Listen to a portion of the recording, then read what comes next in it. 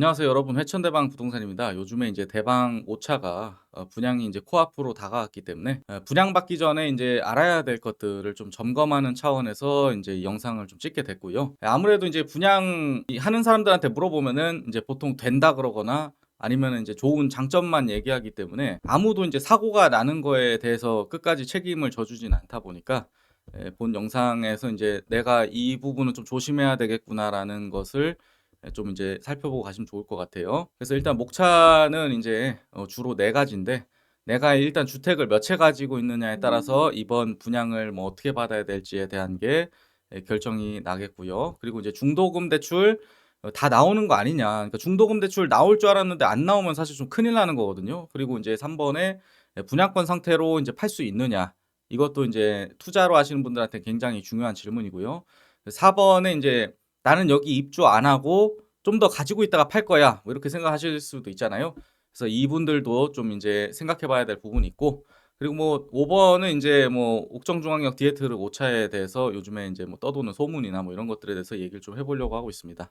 그래서 지금 이제 내가 주택이 몇 채지 인제 여기서부터 시작을 하게 되는데, 일단은 여러분도 뭐 당연한 얘기겠지만은 무주택자는 뭐 크게 걱정할 게 없어요. 그냥 무주택자는 내가 분양을 받아 가지고 '아 공사 기간 한 4년 정도 되니까 그때쯤에 들어가면 되겠구나.' 이렇게 인제 생각을 하시면 되는데, 1 주택자부터는 쪼끔 이제 생각을 해 보셔야 되는 거예요. 저희는 일단은 조정 지역은 아니어서 비조정 지역이지만 어쨌든 수도권에 해당이 되기 때문에 사람들이 이게 잘 모르는데 "비조정 지역이니까 아무 상관도 없는 거 아니에요?" 이렇게 물어보시는 분들 많은데, 1 주택자의 경우에는 이게 분양권을 받는 거 자체로는 문제가 되지 않아요. 왜냐하면 취득세 자체도 인제 2 주택까지는 현재 비조정 지역은 1.1% 이기 때문에 그건 문제가 없지만, 잔금 대출을 받았을 때는 이제 6 개월 안에 처분을 해야 되는 경우가 생기기 때문에 내가 예를 들어서 투자를 하시는 분들의 경우에는 내가 뭐 대출을 받아 보려고 했으면 기존 주택을 처분하는 조건이 아니면은 대출도 잘 안 나오기 때문에 내가 직접 실거주를 하는 게 아니라면은 내가 현금으로 잔금을 다 치를 수 있는 그런 능력이 된다는 게 아니면 인제 분양권 할 때 좀 고민을 해 보셔야 되는 거고, 그리고 2 주택자 이상일 때 이때는 일단 취득세도 뭐 8% 이상이 나올 수도 있고, 그리고 기존 주택 당연히 인제 뭐 처분도 해야 되겠지만 아예 뭐 중도금 대출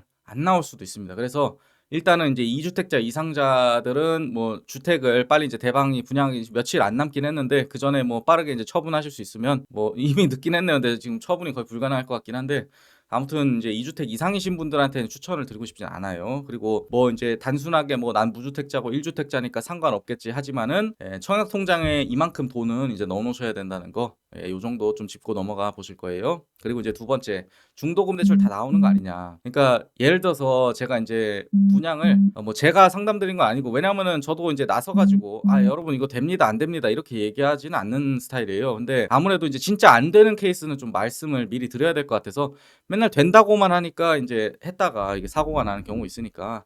그 소득이 없는 경우에는 안 나올 수도 있어요. 그러니까 어떤 케이스가 있냐면은, 아들이 직업이 없는데 아버지가 인제 요게 너무 좋은 것 같으니까 분양을 받아 주려고 받으셨는데 아드님이 무직이라서 중도금 대출이 안 나온 케이스가 있었어요. 그리고 이번에 인제 2 주택자 이상인 경우에 안 나올 수도 있다. 이게 인제 2 주택자여서 안 나오는 사람이 있고, 그리고 대출이 2개 이상이어도 안 나오거든요. 보증서가 이제 2개 이상 안 나올 수가 있기 때문에. 그래서 일단 2 주택자 이상이신 분들한테는 '중도금 대출도 안 나올 수가 있겠구나.'라고 좀 생각을 해 보시는 게 좋겠고, 그리고 단순히 인제 주택을 넘어서 분양권을 여러 개 가지신 분들도 중도금 대출 안 나올 수 있다는 거 꼭 유념을 하시고 투자를 하시는 걸 권장해 드리고요. 그리고 이제 3 번에 인제 분양권 상태로 팔 수 있냐? 이게 인제 사실 되게 많이 물어보시는 질문 중에 하나예요. 근데 지금 아시다시피 분양권 상한제 아파트잖아요. 분양권 상한제 아파트들은 다 인제 3 년의 전매 제한 기간이 있어요. 근데 예외 규정에 뭐 해당이 돼서 일찍 파시는 분들 정말 드물게 있긴 한데, 뭐 그런 케이스가 아니라고 한다면은 3년 전매 제한 기간이 있기 때문에 대방 5 차의 경우에는 다행히도 공사 기간이 4 년이기 때문에 3 년이 지나 가지고 1년 동안은 매도할 수 있는 시간이 있기 때문에 다른 분양가 상한제 아파트보다는 좀 널널하지만은 여러분들 뭐 6 개월이나 뭐 1 개월 만에 팔 수 있던 그런 아파트들과는 차이가 좀 있기 때문에, 아무래도 저는 이번에는 좀 실거주이신 분들한테 추천을 좀 드리는 부분이에요. 그리고 만약에 분양권을 인제 판다고 하더라도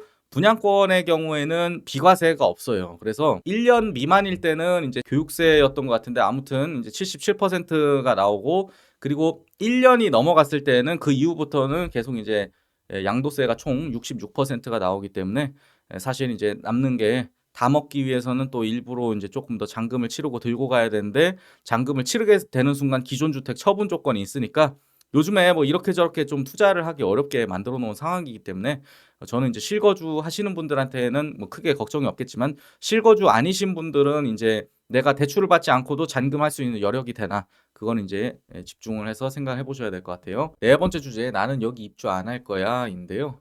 중도금 대출에 이제 요즘에 처분 조건이 들어가기 시작했어요. 근데 중도금 대출에 뭐 이제 대출 받았을 때부터 기한이 따로 붙는 건 아니고, 마찬가지 잔금 대출처럼 등기를 친 다음에 6개월 내에 팔아라, 이 조건은 이제 둘 다 똑같은데, 이게 이제 나눴잖아요. 어쨌든 그 문제가 되는 케이스는 뭐냐면은, 중도금 대출 받을 당시에는 돈이 없었는데 내가 잔금 때는 돈이 생겨가지고 잔금 대출을 안 받을 수도 있잖아요.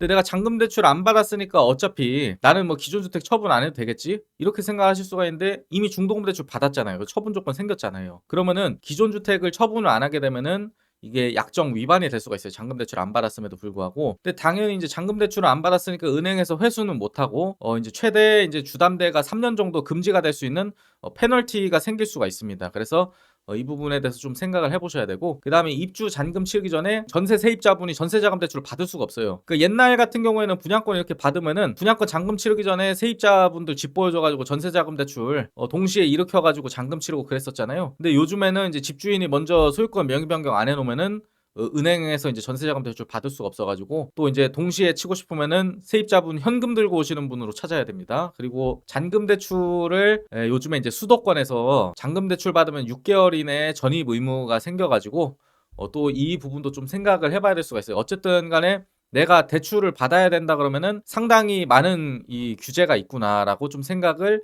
해보시면서 접근하시는 게 좋을 거라고 생각합니다. 그래서 뭐 이제 여러분들 분양을 받으실 때 이것 정도는 이제 기본적인 건 좀 알아가셔야지. 요 정도에 해당이 되면은 사실은 분양을 받기 어려우신 분들이기 때문에 무턱대고 좀 받으시면은 좀 위험할 수 있죠. 나중에 계약금이 날아갈 수도 있기 때문에 이 정도는 좀 알아야 된다고 생각을 해서 찍었고요. 그 다음에 뭐 예를 들어서 지금 제일 사실은 핫했던 질문들이 뭐냐면, 쇼핑몰이 뭐 들어올까 이런 얘기가 나오고 있는데, 사실 뭐 지금 뭐 가타부타 얘기가 많이 없잖아요. 근데 지금 대방 홈페이지, 공식 홈페이지에 들어가 보면은, 지나가다 저도 봐버렸는데 동영상에 이제 마당 브랜드가 나오더라고요. 그래서 이제 제가 봤을 때는 일단 현 시점에서는 뭐 이제 공식적으로 발표는 안 했지만 마당 쪽을 기본 베이스로 좀 깔아두고, 그 다음에 여러분도 아시겠지만 뭐 이거 공사 짓는데 4년이면 그 사이에 이제 다른 브랜드를 찾을 수도 있잖아요. 그러니까 제가 봤을 때는 좀 그렇게 진행하려고 하는 것처럼 보이고 있고요. 그리고 대다수의 분들이 만약에 대방 5차 분양가가 6억 아래면은 나는 할 것 같다, 이렇게 얘기하시는 분들이 많아요.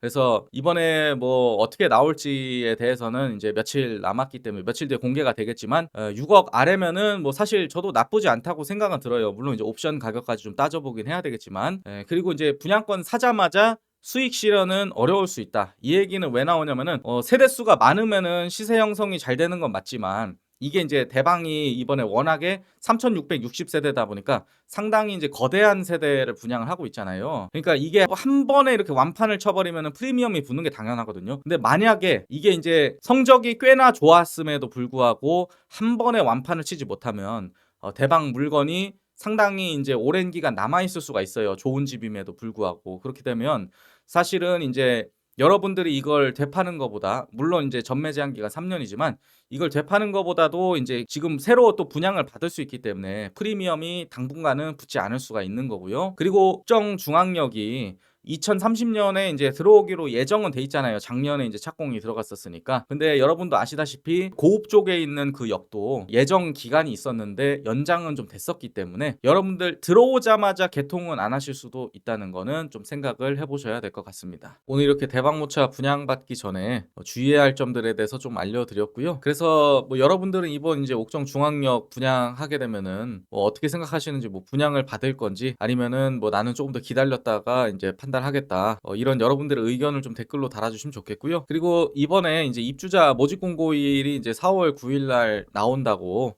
자료가 나왔어요. 이제 이틀 전에 요게 이제 공고가 떴는데, 그래서 이제 아무래도 이제 관계자분도 목요일 날 할 것 같다고 뭐 얘기는 해주셨지만, 제가 이제 또 공식적인 문서가 없어가지고 뭐 정확하게 갖고 오진 못했었는데, 이렇게 공식적인 문서도 나와서 정확하게 좀 알려드릴 수 있는 것 같고, 아무래도 이제 모집 공고를 발표할 때 모델하우스도 같이 여는 게 일반적이다 보니까 그렇게 되지 않을까? 뭐 그런 생각이 좀 들고 특별 공급 접수일은 이제 4월 20 일부터 시작이에요. 그러니까 이제 4월 21일 날에 이제 1 순위고 4월 22일 날이 2 순위라고 보시면 될 것 같고 청약통장 쓰실 분들은 요 날짜 이제 놓치지 않도록 잘 기억을 해 두시는 게 좋을 것 같고요. 여러분들 뭐 시청해 주셔서 감사하고 구독 한 번씩 눌러 주세요. 감사합니다.